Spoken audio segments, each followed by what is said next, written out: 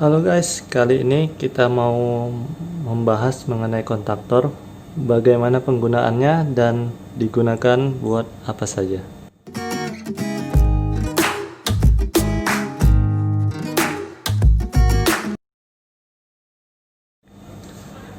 Kontaktor atau biasa disebut saklar magnetis memiliki komponen utama yaitu coil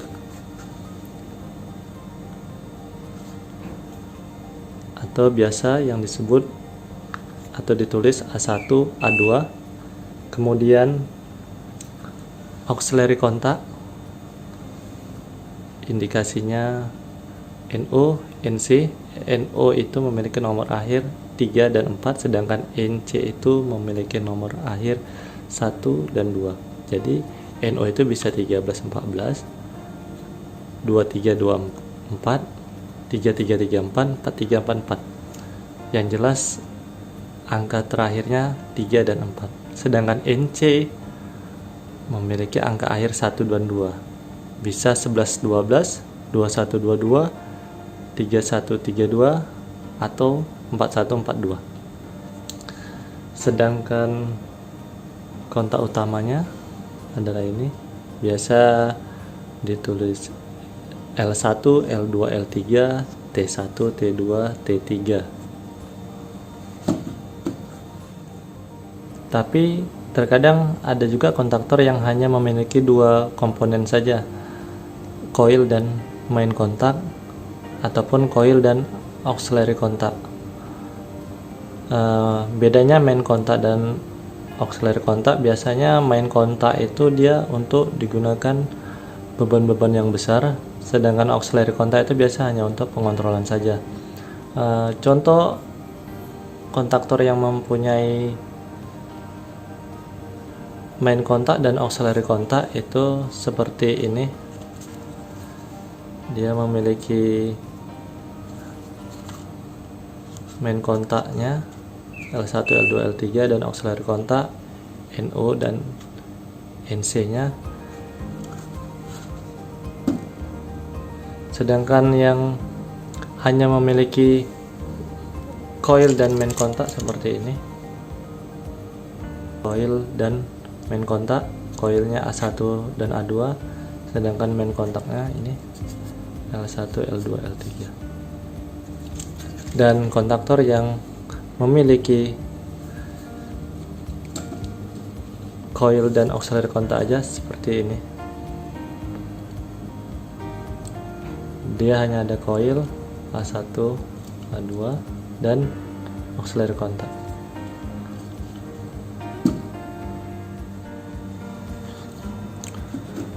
Untuk kontaktor, kontak utamanya itu sudah pasti NO atau normally open, sedangkan auxiliary kontaknya ada NO dan NC. Jadi kita dapat membedakan bahwa kontak utama itu sudah pasti ada NO dan tidak pernah ada kontak utama yang NC. Tapi untuk auxiliary kontak dia dilengkapi dengan NO dan NC nya. Kontaktor ini dapat bekerja jika coilnya diberikan tegangan. Di sini coilnya ada A1 dan A2. Nah, jika A1 A2 ini diberikan tegangan, maka coilnya akan menghasilkan magnet, kemudian kontak-kontak di dalamnya akan berubah. Kontak-kontaknya akan berubah, di mana yang awalnya kontaknya NO atau normally open akan berubah menjadi close, dan yang awalnya NC atau close akan berubah menjadi NO.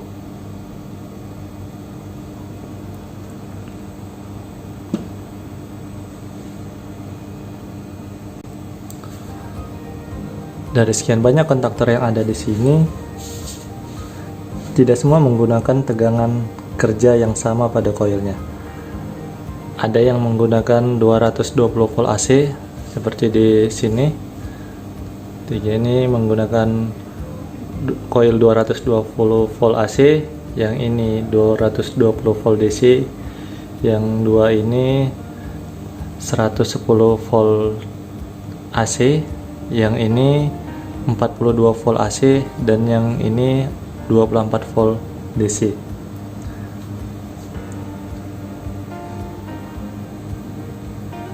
Namun, bagaimana kita dapat mengetahui tegangan berapa koil-koil pada kontaktor ini dapat bekerja?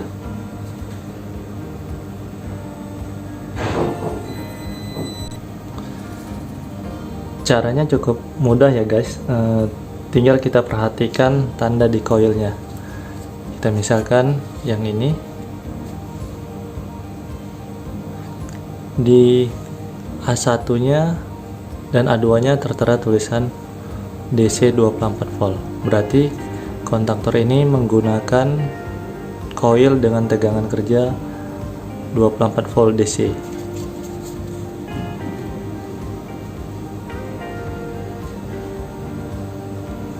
Kemudian yang ini, bagaimana kita cara melihatnya?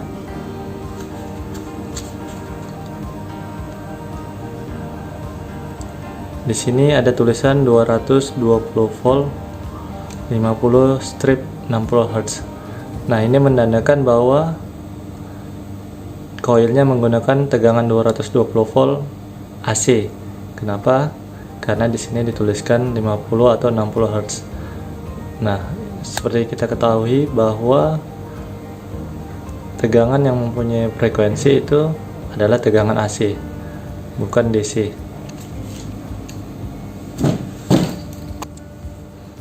Kemudian kita lihat lagi yang ini.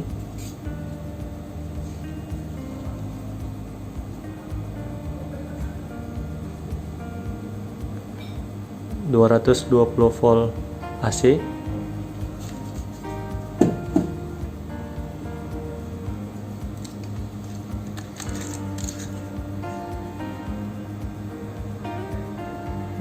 Ini juga 220 volt AC.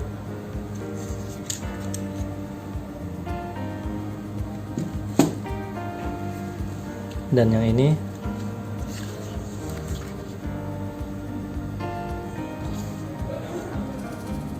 ini 220 volt DC.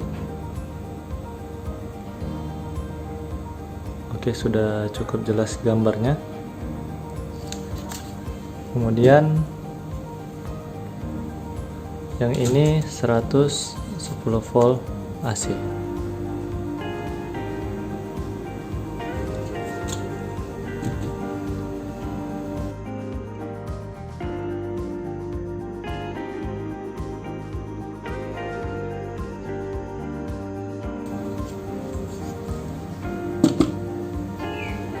Dan yang ini, yang terakhir 42 volt AC.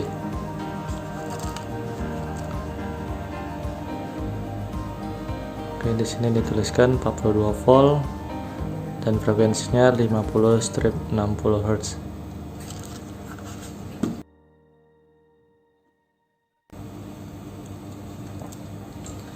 Sebenarnya cukup gampang untuk menentukan tegangan kerja koil pada kontaktor ini, tapi terkadang kita sering salah karena kita melihat nameplate-nya. Kita beranggapan nameplate di sini adalah nameplate coil, padahal sebenarnya nameplate ini adalah nameplate kemampuan kontak pada kontaktor itu. Misalnya ini, di tegangan 220, kontak pada kontaktor ini mampu menahan beban 10 ampere, sedangkan di tegangan 380 volt dapat menahan beban 6 ampere, 500 volt 4 ampere, 660 volt 2 ampere. Jadi semakin tinggi tegangannya, ampere yang dapat gunakan semakin kecil juga.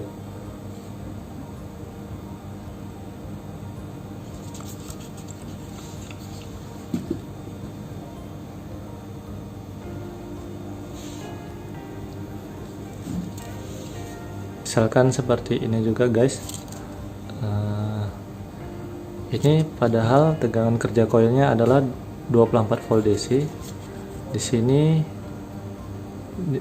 ada penulisan 230 400 690. Nah, ini sebenarnya menandakan bahwa kontak pada kontaktor ini, misalnya kontak NO, NC yang di sini, dia mampu menahan beban 10 ampere pada tegangan 230 volt, 3 ampere pada tegangan 400 volt. Jadi ini bukan menandakan tegangan kerja pada koilnya. Untuk tegangan kerja pada koil itu biasanya dituliskan di dekat koil-koilnya.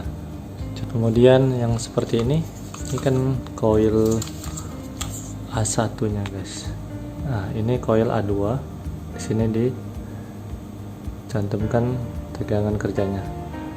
Jadi biasa di dekat koilnya atau biasanya dia di atas seperti ini. Kalaupun biasa ada kontaktor yang mencantumkan di nameplate-nya, maka dia di sini akan dituliskan koil sekian volt, 220 volt AC atau 220 volt DC. Tapi sangat jarang ditemukan kontaktor seperti itu.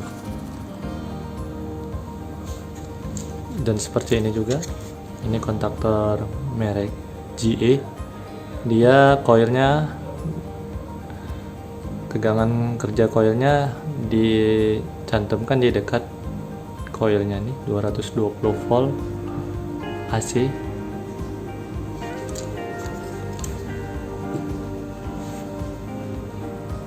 Oke, setelah kita mengetahui tegangan kerja pada koil kontaktor-kontaktor ini, maka kita juga harus mengetahui kemampuan kerja pada kontaktor-kontaktor ini.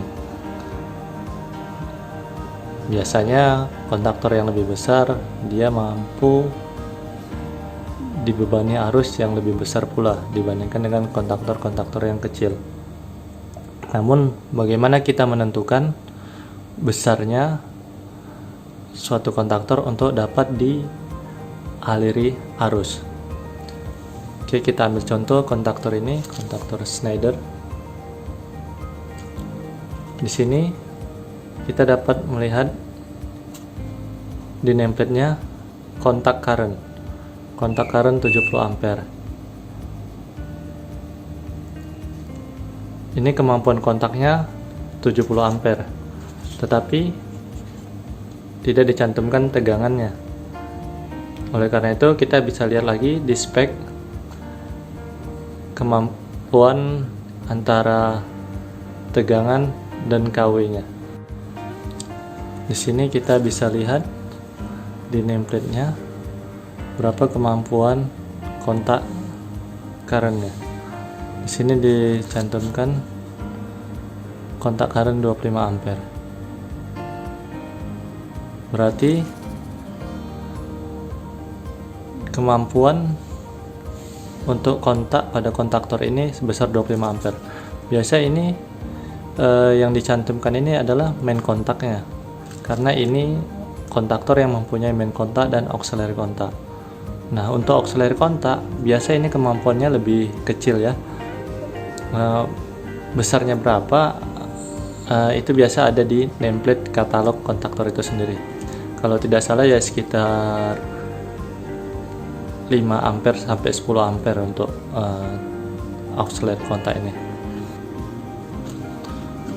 Berbeda dengan kontaktor yang hanya memiliki auxiliary kontak, dia tidak mempunyai main kontak. Nah, di nameplate-nya ini untuk kontaktor yang hanya mempunyai auxiliary kontak, di sini dia ya menyatakan untuk ketahanan kontak yang ada di sini. Berbeda dengan tadi yang ada main kontak dan auxiliary kontak. Di sini kontaknya mampu menahan beban 10 ampere, 6 ampere, 4 ampere, dan 2 ampere. Berbeda-beda kemampuan tahanannya, disesuaikan dengan tegangannya. Ini kita lihat lagi contoh yang kontaktor coil 220 volt DC. Di nameplate ini dijelaskan ada perbandingan tegangan dan kW. Nah, kemudian di sini kalau untuk menggunakan tegangan 3 fasa dia 16 ampere pada tegangan 400 volt, sedangkan yang satu fasa dia mampunya 30 ampere.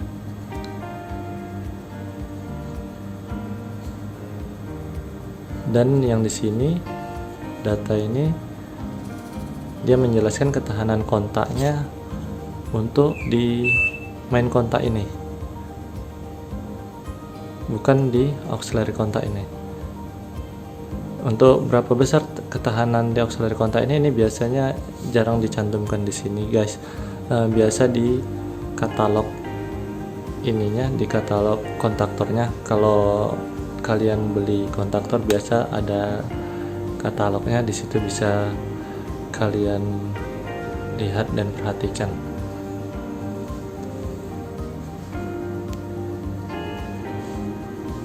Jadi yang perlu kita perhatikan adalah ketika memilih kontaktor, yaitu kita harus tahu dulu beban yang akan digunakan pada kontaktor tersebut. Misalkan kita punya beban 10 ampere, maka kita harus menggunakan kontaktor yang lebih dari 10 ampere juga. Jangan menggunakan kontaktor yang kapasitasnya lebih kecil. Kita contohkan dengan tegangan coil kontrol kita 42 volt, kita menggunakan ini, dan motor yang akan kita gunakan arusnya sebesar 10 ampere. Itu bisa kita lihat dari nameplate motor nanti yang akan kita gunakan. Nah, kita juga perhatikan kemampuan kontaktor ini. Di sini dia mempunyai kemampuan 25 ampere. Jadi kontaktor ini cocok untuk digunakan pada motor yang akan kita gunakan nanti. Jangan menggunakan kontaktor yang lebih kecil, bahkan yang tegangan koilnya tidak sesuai dengan sumber kontrol kita nantinya. Misalkan kalau kita tadi mempunyai sumber kontrol 42 volt AC dan motornya 10 ampere, maka kontaktor ini tidak bisa kita gunakan karena ini mempunyai coil 110 volt AC dan tidak mempunyai main kontak. Kalaupun kita paksakan dengan coil yang ini, memang ini ada mempunyai 3 NO, bisa digunakan untuk motor 3 fasa, tetapi kemampuan kontaknya hanya 6 ampere untuk tegangan 380 volt. Di samping akan merusak koilnya akan terbakar dan kontaknya ini pun akan rusak. Kenapa? Karena dia dibebanin arus yang lebih besar dari kemampuan kontaknya.